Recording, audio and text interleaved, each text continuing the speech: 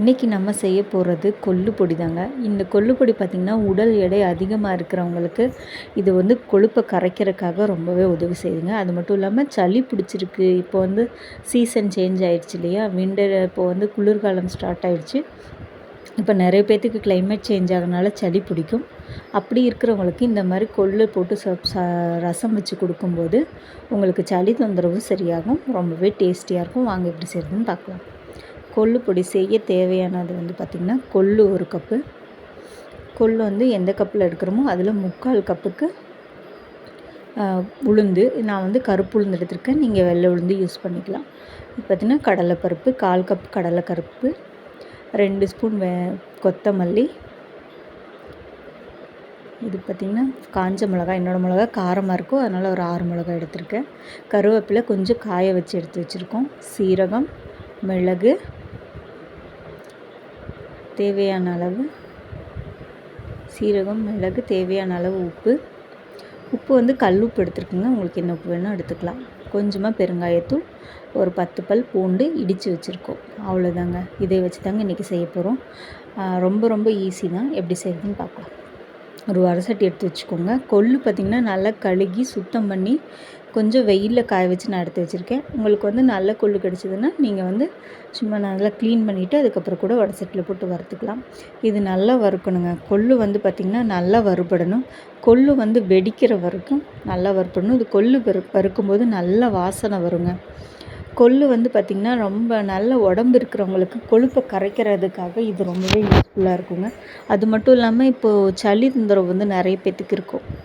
இதில் வந்து ரசம் வச்சு குடிக்கும்போது உங்களுக்கு சளி வந்து ரொம்பவே இளகி வந்துடும். ஏன்னா கொள்ளு ரொம்ப சூடு, அதனால் அதிகமாக அடிக்கடி ரசம் வச்சு கொடுக்கக்கூடாதுங்க. என்றைக்கு வாரத்தில் ஒரு நாள் வச்சு கொடுத்திங்கனாலே போதுமானது. இந்த கொள்ளு வந்து கொஞ்சம் சூடு தன்மை இருக்கிறனால கவனமாக எடுத்துக்கணும். இந்தளவுக்கு கொள்ளு எடுத்துக்கிறீங்களோ அந்தளவுக்கு நிறைய தண்ணி குடிச்சிக்கோங்க. நல்லா வறுத்துருச்சு. செவக்க வறுத்ததுக்கப்புறம் இதை எடுத்து ஒரு பிளேட்டில் போட்டு நல்லா ஆற வச்சிடலாங்க. நல்லா ஒரு பெரிய பிளேட்டாக எடுத்து அதில் போட்டு நல்லா ஆற வச்சுருக்கேன். இது 1/4 கப்பு அளவுக்கு இருக்குங்க இந்த கொள்ளு.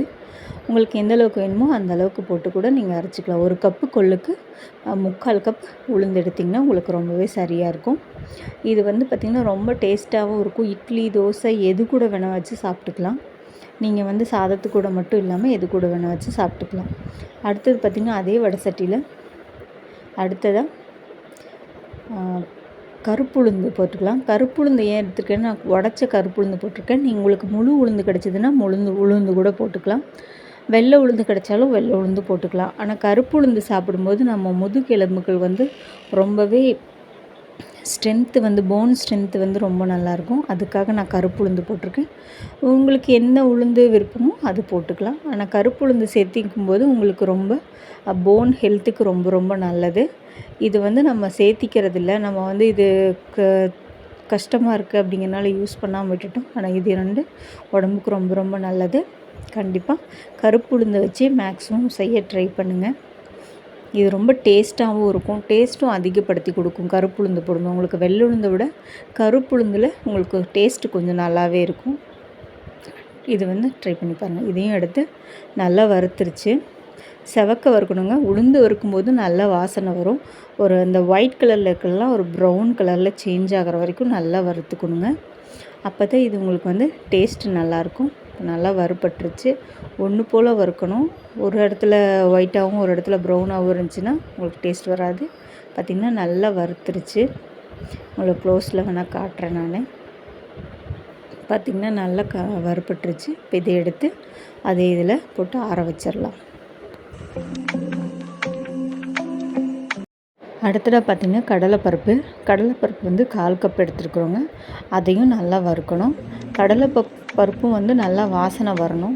அது வரைக்கும் நல்லா வறுத்து அதுக்கப்புறம் அதோடு சேர்த்து எடுத்து வச்சுக்கோங்க.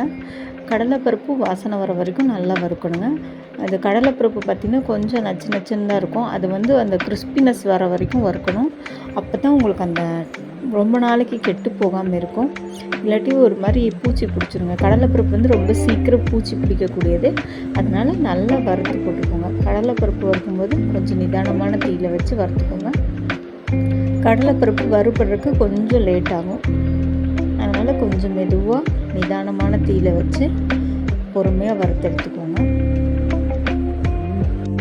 இப்போ அதே வடை சட்டியில் கொஞ்சமாக சீரகம், 2 ஸ்பூன் சீரகம், 2 ஸ்பூன் மிளகு ரெண்டையும் போட்டு அதையும் நல்லா வாசனை வர வரைக்கும் லைட்டாக வறுத்துட்டு, இது கூடயே இது வறுபட்டுட்டு இருக்கும்போதே இது கூடயே மல்லியும் சேர்த்து வறுத்துக்கலாங்க.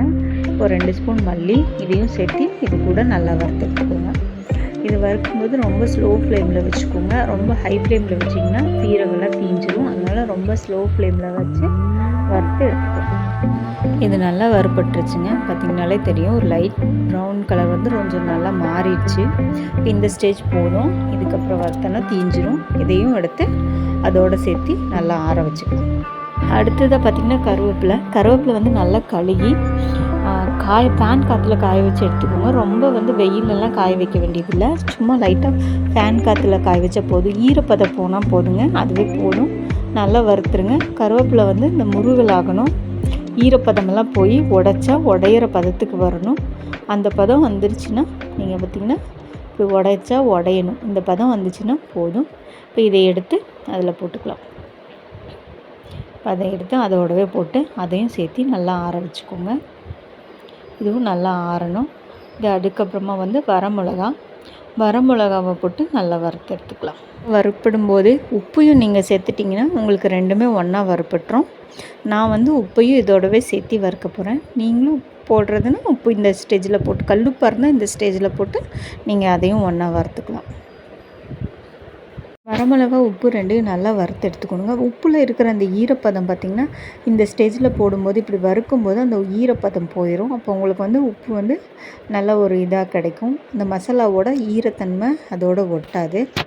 நீங்கள் இதே கல்லுப்பு இல்லாமல் பொடி உப்பு யூஸ் பண்ணுறீங்க அப்படின்னா நீங்கள் கடைசியாக கூட ஆட் பண்ணிக்கலாம். பட் நான் வந்து கல்லுப்பு போடுறேன். கல்லுப்பு போடும்போது உங்களுக்கு ரொம்பவே நல்லது. கல்லுப்பு சேர்த்திக்கிங்க, அப்போ தான் உங்களுக்கு ரொம்ப நல்லாயிருக்கும். நல்லா அந்த வறுக்கும்போது அந்த தொட்டு பார்த்திங்கன்னா கிறிஸ்பினஸ் ஆகணும். அது வரைக்கும் நல்லா வறுத்துக்கோங்க. வறுத்து அதோடு சேர்த்து போட்டு வச்சிடலாம். இப்போ அடுத்தது பார்த்திங்கன்னா தட்டி வச்சுருந்த பூண்டு, இந்த பூண்டையும் போட்டு நல்லா வறுத்துக்கோங்க. பூண்டோட ஈரப்பதமும் போகணும். இதை வந்து நான் கொஞ்சம் நேரம் வெயிலில் வச்சு எடுத்து வச்சுருந்தேன். நீங்கள் வந்து வெயிலில் வைக்க முடியலன்னா இதோட ஈரப்பதம் போகிற வரைக்கும் நல்லா வறுக்கணும். இந்த ஈரப்பதம் இருந்துச்சுனாலே பவுடர் எப்போவுமே கெட்டு போயிடுங்க. அந்த மாதிரி கெடாமல் இருக்கணும்னா இந்த ஈரப்பதம் இல்லாத மாதிரி பார்த்து வறுத்து வச்சுக்கணுங்க. ஏதாச்சும் ஒன்று லைட்டாக ஈரம் பட்டுருச்சு அப்படின்னாலும் அந்த பொடி வந்து ரொம்ப நாளைக்கு வைக்க முடியாது. பூண்டும் நல்லா வாசனை வர வரைக்கும் நல்லா வறுத்து அது கூட போட்டுடலாம். இப்போ எல்லாத்தையும் ஒன்றா போட்டு நல்லா ஆற வச்சுருங்க. ஆறட்டும். ஆறினதுக்கப்புறம் மிக்ஸி ஜாரில் போட்டு நல்லா அரைச்சி எடுத்து இதோட பெருங்காயத்தூள் மட்டும் போட்டுட்டு நல்லா கடைசியாக பெருங்காயத்தூளை போட்டு நல்லா ஆறிடுச்சுங்க. கம்ப்ளீட்டாக ஆறிடுச்சு. பார்த்திங்கன்னா சூடையில் ரூம் டெம்பரேச்சருக்கு வந்ததுக்கப்புறம் தான் அரைக்கணும். அதுக்கு முன்னாடி அரைச்சிங்கனாலும் உங்களுக்கு அது தண்ணி விட்டுரும். அப்புறம் அது ரொம்ப நாளைக்கு வைக்க முடியாது. ஃபுல்லாக நல்லா ஆறினதுக்கப்புறம் மிக்ஸி ஜாரில் போட்டு நல்லா அரைச்சி எடுத்துகிட்டு வந்துடலாம்.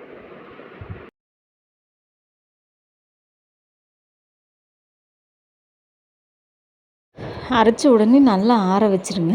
இதை உடனே வந்து பாக்ஸில் போட்டு வைக்கக்கூடாது. இதுவும் நல்லா ஆறணும். இதுவும் மறுபடியும் இது சூடு இருக்குங்க. அதனால் இதை நல்லா ஆற வச்சு அதுக்கப்புறம் பாக்ஸில் எடுத்து போட்டிங்கன்னா உங்களுக்கு ரொம்ப நாளைக்கு ஸ்டோரேஜ் இருக்கும். இது கண்டிப்பாக 3லேருந்து 4 மாதம் வரைக்கும் தாராளமாக வச்சுக்கலாம். இது ரொம்பவே யூஸ்ஃபுல்லாக இருக்கும். இது வந்து சூப்பாகவும் நீங்கள் வச்சுக்கலாம், ரசமும் வச்சுக்கலாம். இந்த ரசம் வைக்கிறது எப்படின்னா, ஒரு சின்ன வெங்காயம், ஒரு தக்காளி போட்டுட்டு இதோட கொஞ்சம் புளி தண்ணி ஊற்றி இதை 2 ஸ்பூன் போட்டு நல்லா கொதிக்க வச்சு இறக்குனிங்கன்னா உங்களுக்கு இது ரசமாகவும் யூஸ் பண்ணிக்கலாம். கொள்ளு ரசம் வைக்கிறது எப்படின்னு நான் நாளைக்கு வீடியோவில் உங்களுக்கு வச்சு காட்டுறேன். இந்த வீடியோ பிடிச்சிருந்தால் லைக் பண்ணுங்கள், ஷேர் பண்ணுங்கள், மறக்காமல் சப்ஸ்கிரைப் பண்ணுங்கள். இதை வந்து ஒரு ஏர்டைட் கண்டெய்னரில் போட்டு வச்சிட்டிங்கன்னா ரொம்ப நாளைக்கு யூஸ் பண்ணிக்கலாம். இது செய்ய முடியாது அப்படிங்கிறவங்களுக்கு வந்து நாங்கள் வந்து இப்போது மகிழ் ஹோம்மேட் ஃபுட்ஸில் வந்து அவைலபிள் இருக்குங்க. வேணுங்கிறவங்க கீழே இருக்கிற வாட்ஸ்அப் நம்பருக்கு காண்டாக்ட் பண்ணி வாங்கிக்கோங்க. இது பார்த்திங்கன்னா சாப்பாட்டுக்கு மட்டும் இல்லை, இட்லி, தோசை எல்லாத்துக்கூடையுமே வச்சு சாப்பிட்லாம். இது ரொம்பவே டேஸ்டியாக இருக்கும், ரொம்பவே ஹெல்த்தியும் கூட. இது வந்து சின்ன பசங்கள்லேருந்து பெரியவங்க எல்லாருமே சாப்பிட்லாம். இது வந்து எந்த ஒரு கொழுப்பு கரைக்கிறதுக்காக ரொம்பவே உதவியாக இருக்கும். டயட் இருக்கிறோம் அப்படிங்கிறவங்களுக்கு இது ஒரு நல்ல ஒரு சாய்ஸாக இருக்கும். கீழே இருக்கிற வாட்ஸ்அப் நம்பருக்கு வேணுங்கிறவங்க காண்டாக்ட் பண்ணி வாங்கிக்கோங்க. இதே மாதிரி இன்னும் நிறைய வீடியோஸ் வேணுங்கிறவங்க நம்ம சேனலை சப்ஸ்கிரைப் பண்ணிக்கோங்க.